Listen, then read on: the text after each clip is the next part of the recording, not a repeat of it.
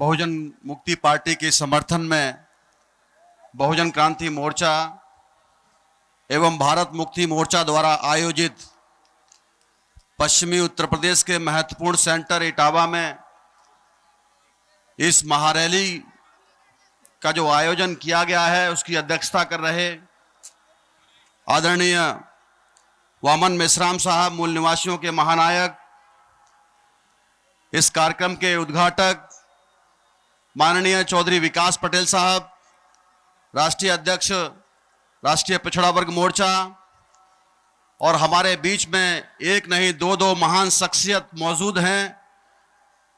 हमारे गार्जियन, इस महारैला के चीफ गेस्ट हजरत मौलाना खलीलुर रहमान सज्जाद नोमानी साहब, सरपरस्त राष्ट्रीय मुस्लिम मोर्चा नई दिल्ली से और मुस्लिम पर्सनल लॉ बोर्ड के एग्जीक्यूटिव मेंबर भी हैं साहब, और एक महान शख्सियत हमारे बीच में अपनी बात रख के हमारा मार्गदर्शन करके थोड़ी देर पहले गए हैं, हजरत मौलाना अब्दुल हमीद अजहरी साहब, जो महान शख्सियत है। ऐसे बड़े बड़े जो हमारे मार्गदर्शन हैं, गार्जियन हैं, यहां उपस्थित हैं इस मंच पर। साथियों, इनकी सरपरस्ती में बहुजन मुक्ति पार्टी के समर्थन में जो ये महारैली का आगाज किया गया है, इससे ये साबित हो चुका है कि उत्तर प्रदेश की जनता बड़े पैमाने पर आज बदलाव चाहती है। भारतीय जनता पार्टी के गुंडाराज से मुक्ति चाहती है। जो अन्याय और अत्याचार करने वाले लोग हैं, इनको उत्तर प्रदेश से खदेड़ने के लिए प्रदेश की जनता अभी तैयार हो चुकी है। सम्माननीय साथियों, जिस तरीके से आज उत्तर प्रदेश में लॉ एंड ऑर्डर को लेकर के जो समस्याएं खड़ी हुई हैं, जो हत्या बलात्कार चल रहे हैं, ऐसे मुद्दों पर सरकार हमारा ध्यान भटका रही है। लेकिन असली मुद्दे जो संवैधानिक मुद्दे हैं, इस देश में हम पिछड़ों को, अनुसूचित जाति के लोगों को संवैधानिक तौर पर जो हमें अधिकार चाहिए, जैसे सबसे बड़ा समूह भारत में पिछड़ा वर्ग है, ओबीसी की जाति आधारित जनगणना कराने का काम 90 साल से रोक लगाने का काम सरकारें करती चली आ रही हैं। और आज भी भारतीय जनता पार्टी ने पिछड़ों के साथ में बहुत बड़ी धोखाधड़ी करने का काम किया। वोट लेने के लिए सबका साथ सबका विकास की बात कही गई, मगर सबका साथ लिया, केवल उद्योगपति और पूंजीपतियों का ही विकास किया। आम जनता का सत्यानाश करने का काम इस भारतीय जनता पार्टी ने किया। साथियों, ये अवसर हमारे पास में है। ऐसी ऐसी महान शख्सियत जो हमारे बीच में बैठे हैं, हमारे महान गार्जियन लोग हैं, ऐसे सभी साथियों की मौजूदगी में उत्तर प्रदेश में एक बहुत बड़ा महागठबंधन बना करके उत्तर प्रदेश की जनता बदलाव करने के लिए इनकी सरपरस्ती में तैयार हो चुकी है। साथियों, तमाम घोटाले दर घोटाले हो रहे हैं। जिस वैक्सीन के नाम पर ढिंढोरा पीटने का काम भारतीय जनता पार्टी की सरकार कर रही है, अभी उस वैक्सीन को लेकर के भी सुप्रीम कोर्ट में एक याचिका दायर हुई है। 32,000 करोड़ रुपए का घोटाला इस वैक्सीन के अंदर में भी भारतीय जनता पार्टी के लोगों ने किया है। हमारे लोगों को मौत के घाट उतारने का काम दिन रोज चल रहा है। सारी सरकारी संपत्तियों को बेचने का कार्यक्रम चल रहा है। और चौकीदार जी ऐलान करते हैं कि मैं देश का चौकीदार हूं। चौकीदार के रहते हुए देश में डकैती पड़ रही है। अब उत्तर प्रदेश की जनता चौकीदार को खदेड़ने के लिए तैयार है। उत्तर प्रदेश के अंदर में अभी ये समझ लीजिए कि किस तरीके से भारतीय जनता पार्टी अभी यहां से जाने वाली है।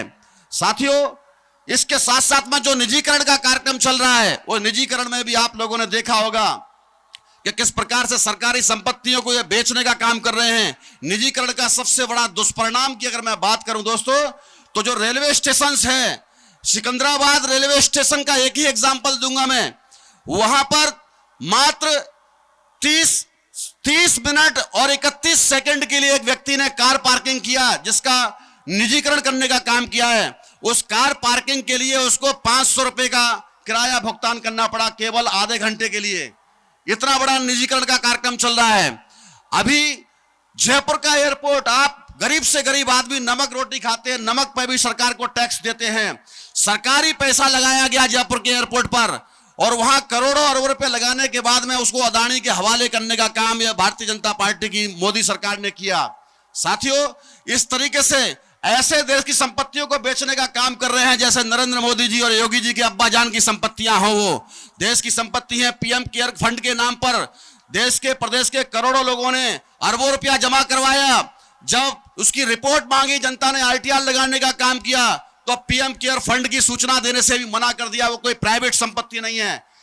मोदी जी, योगी जी, कान खोल के सुन लीजिए, ये वक्त आ गया। उत्तर प्रदेश की जनता बदलाव अभी 22 में करने वाली है और 24 के लिए भी तैयार हो रही है। आपको यहां से बिल्कुल खदेड़ना पड़ेगा, आपको जाना पड़ेगा। इसके लिए आप लोग तैयारी कर लीजिए। आजकल बहुत बड़े डीएनए पे बात होती है। डीएनए को लेकर के बड़े बड़े बयान आते हैं हिंदुत्ववादी लोगों के लिए। वो कहते हैं कि हम सभी लोगों का डीएनए एक है, हम सभी लोग एक माँ बाप की संतान हैं। जो कल तक हिंदू मुसलमान के नाम पर आप सबको लड़ाने का काम करते थे, आज कह रही हैं, वो कम्युनल ताकतें कह रही हैं कि हम सभी लोगों का डीएनए एक है। साथियों, अगर एक है डीएनए तो कराओ लेबोरेटरी में जाकर के अभी पता चल जाएगा किसका डीएनए एक है, किसका देशी है, किसका विदेशी है। चुनाव में भी आने वाले वक्त में डीएनए का मुद्दा उठ सकता है। देश की जनता कौन देशी है कौन विदेशी है, इसको आधार बना करके देश का चुनाव करवा सकती है, प्रदेश का चुनाव करवा सकती है। क्योंकि जिस डीएनए पे पर्दा डालने का काम आप लोगों ने 20-21 साल से किया था, अभी वो डीएनए आपके लिए एक बहुत बड़ा नासूर बन सकता है। इसके लिए कान खोल के सुन लीजिए। अब ये लड़ाई ना झगड़ा ना बंद कर लीजिए और आने वाले समय में जो लड़ाई अभी हम लोग छेड़ने वाले हैं मूल्यवासियों को आजाद करने की, वो बहुजन मुक्ति पार्टी उस लड़ाई को लड़ रही है। पिछड़े वर्ग के लोगों की जाति जनगणना का मुद्दा हम लोगों ने ऐसे ही नहीं दिया है। नरेंद्र मोदी का 15 लाख का ये जुमला नहीं है। ये 100 रुपए के स्टाम्प पेपर पर लिख के देने वाली भारत की एकमात्र पार्टी है जो सारे मुद्दों को, चाहे वो अनुसूचित जाति के हो, जनजाति के हो, पिछड़े वर्ग के हो, तो इस तरीके से हम लोग सारे लोगों ने मिलकर के ये इनको जो ओबीसी की जाति आधार जनगणना का मामला है हमारा घोषणा पत्र के अंदर में, वो अभी शामिल है।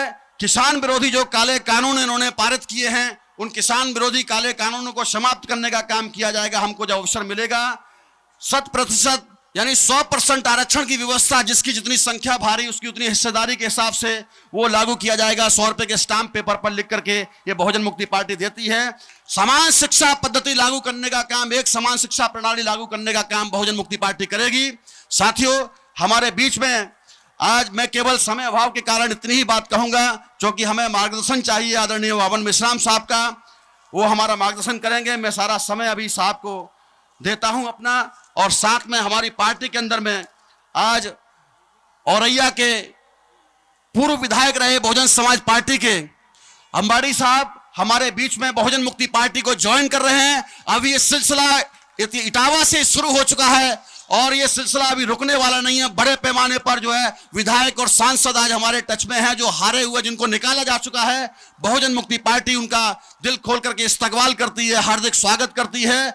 और इस तरीके से आज अंबाड़ी साहब जो पूर्व विधायक हैं, मानवर काशीराम साहब के साथ में इस ऐतिहासिक धरती पर ही उन्होंने बड़ी महारैलियां करवाने का काम किया जीआईसी ग्राउंड में। इसकी ऐतिहासिक क्षणों से शुरुआत आज से हो चुकी है। बहुत सारे लोग भी आज हमारे टच में हैं। समय समय पर आप लोगों को जानकारी मिलेगी। मैं इस मौके पर इतनी बात कह करके अपनी बात को यहीं रोकता हूं। आपने ध्यान से मेरी बात को सुना, इसके लिए बहुत बहुत आभार, धन्यवाद। जय मूल्यवासी। 2-3 नारे में क्या आपसे लगवाना चाहूंगा। रोजी रोटी दे न सके जो सरकार निकम्मी है, बिजली पानी दे न सके जो सरकार निकम्मी है, शिक्षा रोजगार दे न सके जो।